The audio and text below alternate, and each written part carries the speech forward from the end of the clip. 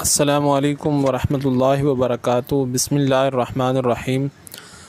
आज की इस क्लास में फ्रांसिस बेकन की लाइफ को, बायोग्राफ़ी को डिस्कस करेंगे। बेकन एसेस आपने लेक्चर्स इस पर बहुत से अटेंड किए। Who was actually Francis Bacon? ये एक तो पीपीएससी एफपीएससी की आपकी प्रिपरेशन के लिए, लिटरेचर पर किसी किस्म के क्विज़ के लिए, रिटन टेस्ट के लिए भी these are some important facts about life history of Francis Bacon. एक तो फ्रांसिस बेकन जो है ये एलिज़ाबेथन एज से बिलोंग करता है, और with perspective of history of English literature it belongs to renaissance age. 1561 में इनकी बर्थ है एंड 1626 में इनकी डेथ है। So he belongs to 16th and 17th century. Francis Bacon की बर्थ कहाँ पर हुई? 1561 में at York House near the Strand in London. ये स्ट्रैंड क्या चीज़ है इसको भी देखते हैं। और इसके जो फादर थे फ्रांसिस बेकन के, अच्छा ये फ्रांसिस बेकन के एसेस के अंदर जो आप बहुत ज़्यादा प्रैक्टिकल अप्रोच देखते हैं लाइफ मैटर्स के बारे में, अपने जो स्टेट अफेयर्स के बारे में। और Francis Bacon is not like pessimistic literary figures only, but he was a man of practical wisdom he was full of that. Why? Because इसके फादर ही एक वेल एस्टेब्लिश्ड पर्सन थे in the society and he was the lord keeper of the great seal जो king की, monarch की और queen की whatsoever जो थी। सो ऑफिशियल स्टेटस जो उसका था, इसका वो लॉर्ड कीपर था। So his father was a well established person in his life. ये क्या चीज़ है जी? यॉर्क वाटर गेट है, एक उसकी पिक्चर है जो कि फ्रांसिस बेकन का बर्थ फ्रांसिस बेकन की जहाँ पर हुई थी। This is that place. All right, now strand की बात हुई, नियर द स्ट्रैंड। ये स्ट्रैंड क्या चीज़ है? इसकी लेटेस्ट पिक्चर है। लंदन जाएं तो ज़रूर विज़िट करें। एक थॉरोफेयर दो बस्तियों को जो डिवाइड करता है, एक साइड पे एक और स्पेसिफिक एरिया, दूसरी साइड पे और एरिया है। जैसे हमारे यहाँ लाहौर शहर में फ़िरोज़पुर रोड है, या क्यूरी रोड जैसे इस्लामाबाद में है, and like other famous roads. So Strand is this a thoroughfare, a great road dividing two areas, actually major areas. So इसके करीब ही ये एरिया वाक़या था। ये वाटर गेट की एक और जो मॉडर्न पिक्चर है वो आपके सामने है। कितने ब्यूटीफुल बिल्डिंग है। ये फ्रांसिस बेकन की एक पिक्चर जिसके ऊपर एक इंस्क्रिप्शन मौजूद है, if one could but paint his mind. इसकी हेड पर जो इंस्क्राइब किया गया है, लिखा गया है वहाँ पर, वो क्या लिखा हुआ है?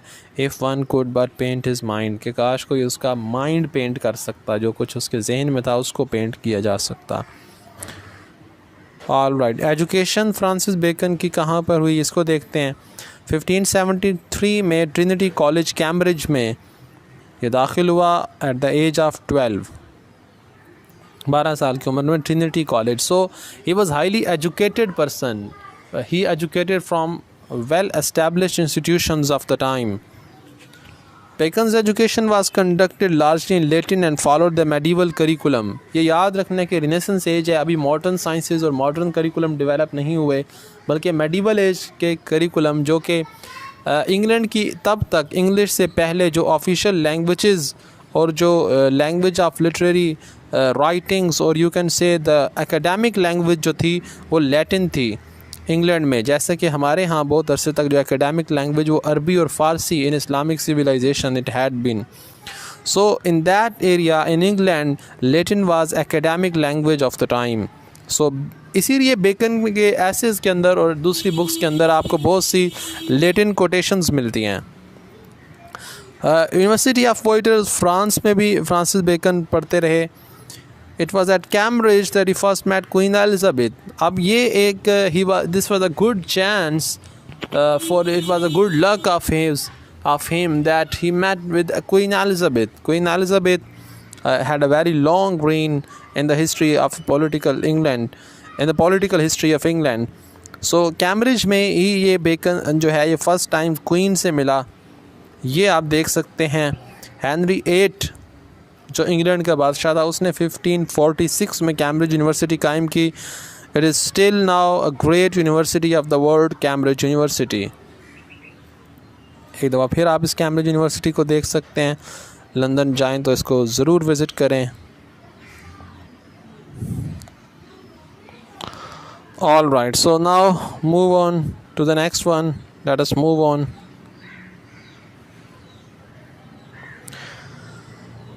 He 1576 में he entered into Gray's Inn. Gray's Inn क्या था इसको भी डिस्कस करते हैं। कुछ मंथ्स के बाद वो एक फ्रांस चला गया एक एम्बेसडर के साथ। Francis went abroad with sir Amias. English ambassador थे जो पेरिस में फ्रांस के अंदर। इसके साथ ये तो at a very early age England और फ्रांस उस वक्त की दो बड़े वेल एस्टेब्लिश्ड कंट्रीज़ थे और जिनकी बहुत इंपॉर्टेंट सिग्निफिकेंस है फ्रांस एंड इंग्लैंड की एट दैट रिनेसेंस टाइम। सो एक वेल डेवलप्ड दूसरे कंट्री का भी टूर और ये फिर इससे जो broad approach of Francis Bacon है and his broad understanding of human life and the state affair specially, जैसे आप ग्रेट प्लेस में आप इसकी झलक देखते हैं जो बेकन का ऐसे है। For the next 3 years he visited Poitiers Tours Italy and Spain. So world wide tours and European countries के टूर जिसने बेकन की थॉट को मैच्योर किया and he became a great philosopher, a thinker, a scientist. During his travels, Bacon studied language, statecraft and civil law while performing routine diplomatic tasks. जो सिफारती उमूर थे उनके साथ साथ इसने लैंग्वेज सीखी, लॉ स्टडी किया और बहुत कुछ सीखा इस टूर के दौरान। फादर की अचानक डेथ हुई और इसे वापस आना पड़ा। इसके 3 गोल थे जब ये वापस आया 1579 में England. To uncover the truth, he wanted to find out the truth and to serve his country and to serve his church. So he also served his church. 1579 to 1582 he failed to gain a position that he thought would lead him to success. Queen के करीब होने के लिए जो post हासिल करना चाहता था he couldn't attain that. Grey इन इस तरह था जैसे हमारे यहाँ होता है ये बार, जैसे bar associations, high court bar association, district bar association, like that. Gray's Inn institution of lawyers. So उसमें भी इसने काम किया until he was admitted outer barrister, फिर एंशियंट, फिर रीडर बना कोर्ट के अंदर, फिर बेंचर बना, फिर अटॉर्नी जनरल बना जो कि सरकारी वकील, लाइक दैट पोस्ट। सो ये सारी जो सी पोस्ट हैं ये ग्रे इन के अंदर, ये इसकी बिल्डिंग है इस वक्त भी ग्रे इन की, बहुत ही खूबसूरत बिल्डिंग है। आप भी इंग्लैंड जाएँ तो ये बिल्डिंग विज़िट करें। 1584 में he became member of the parliament. It was a great achievement. 1593 में इसका कोई इशू बना और ये क्वीन की फेवर से महरूम हो गया। अर्ल ऑफ सेसिक्स ने ट्राई किया इसको बचाने के लिए, बट बेकन ने पॉलिटिक्स छोड़ने और नेचुरल फ़िलासफ़ी पर कंसंट्रेट करने की कोशिश की। नेचुरल फ़िलासफ़ी क्या है? उस वक्त फ़िलासफ़ी की एक ब्रांच थी जिसके अंदर नेचर को फ़िलोसॉफिकली स्टडी किया जाता था। Actually this then developed into form natural sciences, and now physics, chemistry and all these subjects of sciences, modern sciences, these were studied under natural philosophy at that time. So पहले ये फ़लसफ़े की ही एक branch थी। जैसे आपने पढ़ा है कि अनासिर 4 थे एलिमेंट्स, आग, मिट्टी, हवा, पानी। ह्यूमन बॉडी में 4 ह्यूमर्स हैं। ये जो क्लासिकल सारे कॉन्सेप्ट्स थे पुराने, तो फ़िलासफ़र्स ही तिब को भी पढ़ते थे और वही दरअसल मेडिकल की अप्रोचेज़ और साइंस की दूसरी थ्योरीज़ को फ़िलासफ़र्स ही पहले डिस्कस करते थे। 1607 सॉलिसिटर जनरल बना एंड अटॉर्नी जनरल 1613 में। 1617 में Lord keeper of great seal उसी ओहदे पर आ गया जिस पे इसका फादर था। सो इसकी वर्ल्डली अचीवमेंट्स बहुत सारी हैं, full of adventurous and worldly achievements was his life actually.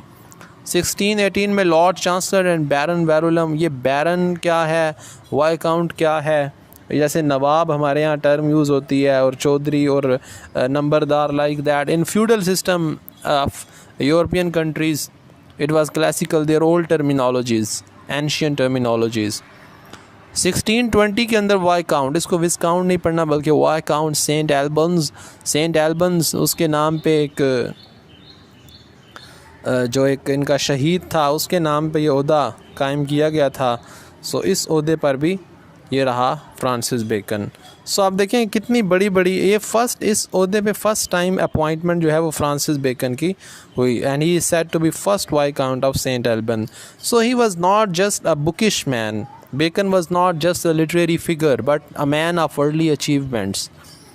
Viscount क्या है? British nobleman ranking above a baron and below an earl. Earl से नीचे, जैसे Earl of Essex है, Earl of Southampton है. Earl से नीचे एक ओहदा होता है और baron से ऊपर. ये उनके रैंकिंग है British noblemanship की. ये first British Christian martyr in Roman city Verulamium, इसके नाम पे ये वेरोलमियम लाइक दैट.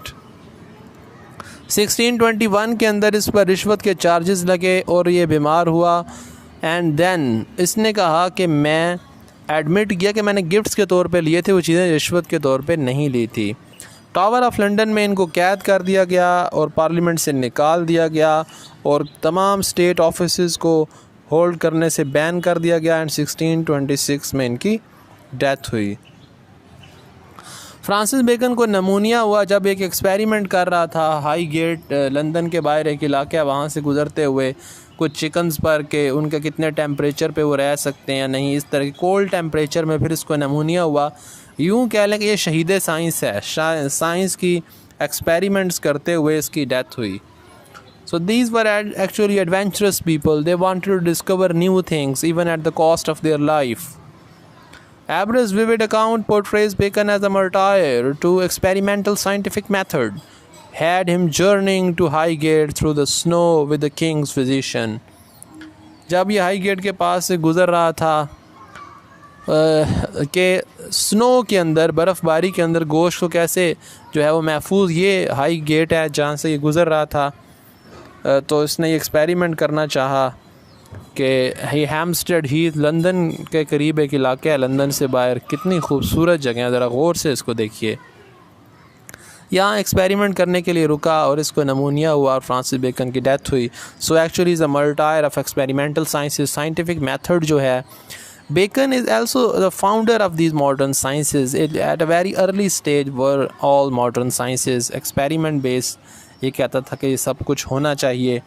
तो एक लिहाज से ये फ़िलासफ़ी, क्लासिकल फ़िलासफ़ी से निकल कर नेचुरल फ़िलासफ़ी और फिर साइंस की तरफ, फ़लसफ़े से साइंस की तरफ जो यूरोप के अंदर एक ट्रांजिशन हुई और थ्रू आउट द वर्ल्ड जो फ़लसफ़े का दौर, फ़लसफ़ियाँ का दौर ख़त्म हुआ और मंतिक का और साइंस का दौर आया और रीज़न और अक़ल से और एक्सपेरिमेंट से चीज़ें जो है वो स्टडी होने लगी और फ़िलोसॉफ़िकल थॉट्स और सुपरस्टिशन से दुनिया आज़ाद हुई. तो ये जो ट्रांजिशनल एज थी, Francis Bacon is also a memorable, a remarkable person in this transition. All right, so we have a very short time and we have to discuss Francis Bacon. To study actually Francis Bacon and to discuss you can say to discuss his life actually is something detailed. It requires so many details क्योंकि अभी Francis bacon के works क्या थे, उसकी thoughts क्या थी, ये भी हम स्टडी करेंगे ताकि आप बेकन एसेस को अच्छा सा समझ सकें. अटॉर्नी जनरल के तौर पर भी इसने सर्व किया. एंड देन लॉर्ड चांसलर भी रहा of England. After his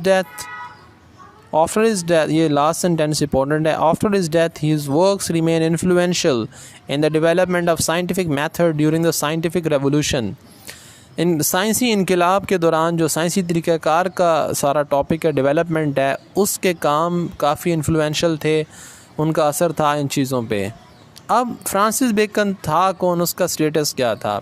He was English philosopher, a statesman, scientist, jurist, orator, author, and the father of empiricism. Empiricism क्या है? When you prove knowledge through on the basis of experiment. जब आप तजर्बे से चीज़ें prove करते हैं, this concept is empiricism. And Francis Bacon is said to be father of empiricism.